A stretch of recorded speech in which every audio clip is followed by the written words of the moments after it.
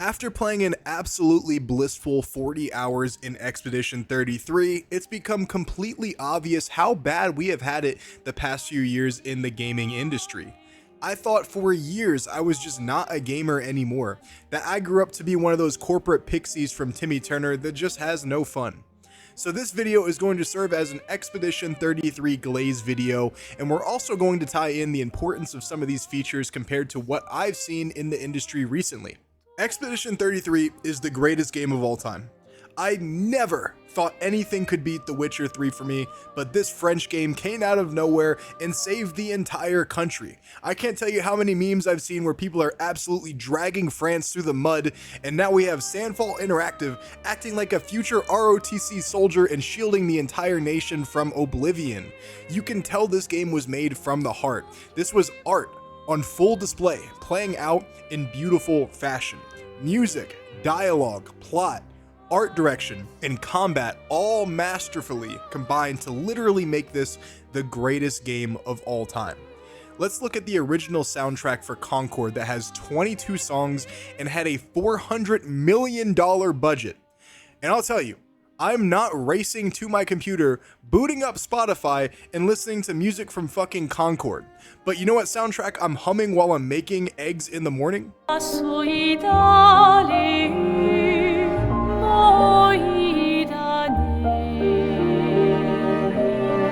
That's right, it's fucking Expedition 33's 154 song original soundtrack. This is on par with old school RuneScape with how legendary and iconic the music is in this game. And the budget for this game is rumored to be $10 million. That is a fraction of what Concord had, and it delivered 1,000,000,000,000 times more than Concord ever could have dreamed of.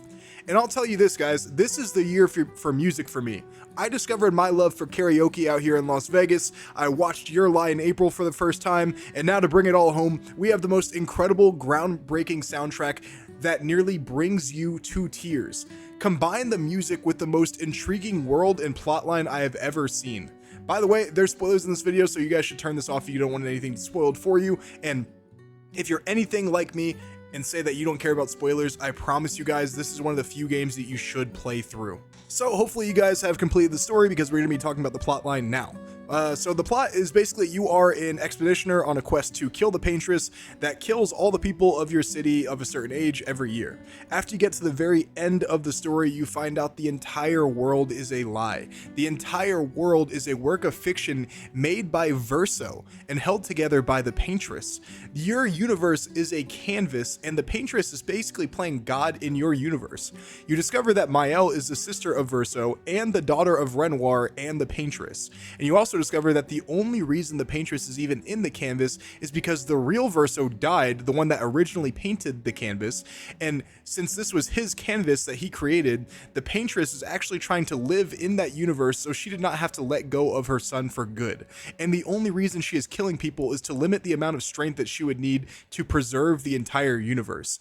And at the end of it, you find out that the real Renoir is the true antagonist, and that he is also the curator, and his goal is to destroy the entire canvas so his wife and daughter don't kill themselves inside the painting because they can't let go of their grief. I say all of that to say this. Renoir is also actually not a bad guy. His intentions are pure, in his pursuit to save his family from themselves and to let go of tragedy so they can push on and move forward towards brighter days. I love morally gray endings. I love the idea that either side can be right based on your perspective. Too many developers these days make games where they're like, this guy is the bad guy because, right? This guy misgendered someone, so now you gotta take him down. Also, notice how in the epilogue they never explain what was going on and actually let it unfold before you. This game respects your intelligence and gives you context clues and allows you to figure out what is going on. It's the classic show us, don't tell us playing on full display. They're not like, oh, the gommage? I'm glad you asked. The gommage is blah, blah, blah. Or, hello there, expeditioner. Are you ready to go on your quest and save all of Lumiere from the paintress that's killing everyone every year? I have a New World video coming out soon, and as much as I love that game for no reason at all, comparing Expedition 33 to New World is actually just fucking jaw-dropping. So many other games just tell you the narrative and throw in these awful character tropes spewing fucking nonsense. I know this game is niche, talking about New World, but in New World there is a character named Grace O'Malley who's like this Irish buccaneer just talking about random shit and, oh, I gotta get some plunder in me boots and shiver me fucking timbers, and it just makes my fucking eyes roll. And you enter the world of Lumiere and every single character is believable. They are real characters with real emotion, real human dialogue. And the most underrated part of every interaction with these characters is the lack of words used to display what they are feeling. Sometimes silence is more compelling than a string of words, or a one-liner, or even a quote. Being lost in thought or not knowing what to say is just as powerful in certain situations. And keep that in mind, these characters are going through fucking hell. They're experiencing something they have never even comprehended. Their lack of words is perfectly normal and quite compelling. And let me tell you guys, the humor in this game is fucking perfection. This is one of the games that doesn't focus on humor, but has the most hilarious dialogue I've seen between two characters probably ever inside of gaming. The first 10 minutes of the game where you do the dance painting thing for the Opera House painter, he's like, that dance was so touching, I completed my painting in an instant. Like, that shit is so funny because it's just one of those like self-aware things that it's hard to explain.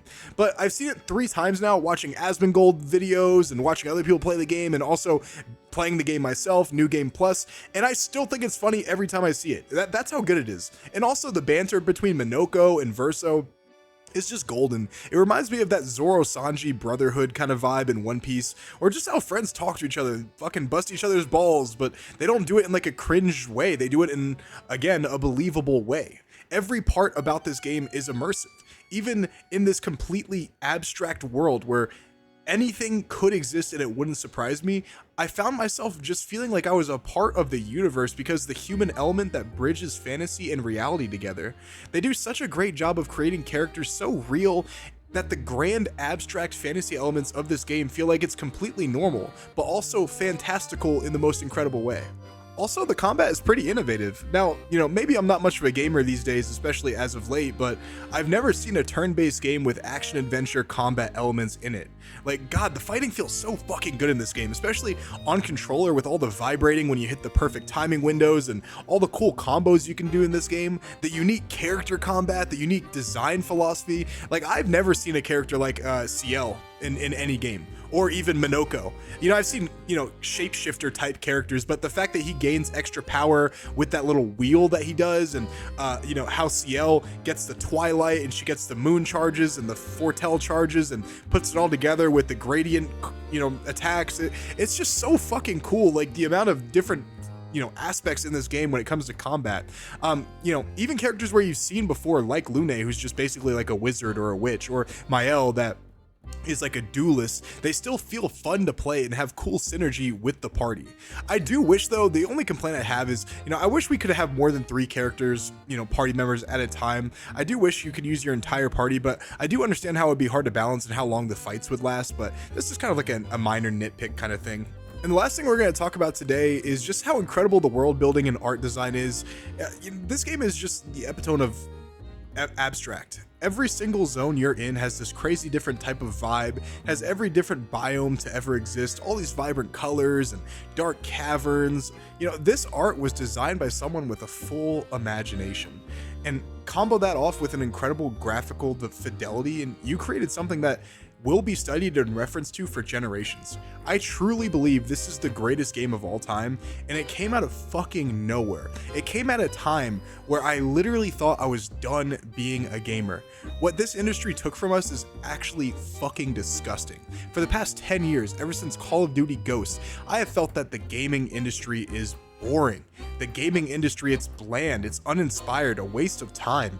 And oh, you know, of course there are exceptions. Every year there's some absolute bangers that get released, but for the most part, we've had this DEI disgusting slop that gets slapped on our plate, and they expect us to fucking eat it and thank them.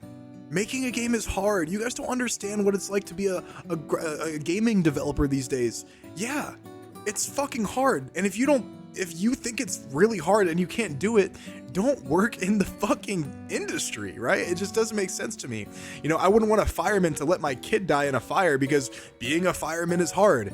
Yeah, no fucking shit. But we thank you when you do it correctly. When you do something amazing, we thank you for it. And when you don't do something well, we're gonna fucking hate you for it. It's just that simple. You're in the public eye creating art for a reason. Video games are an art. And if your art is not loved by the audience it's supposed to be released for, then you're doing it fucking wrong, okay? I don't care if it's like, oh, art is subjective.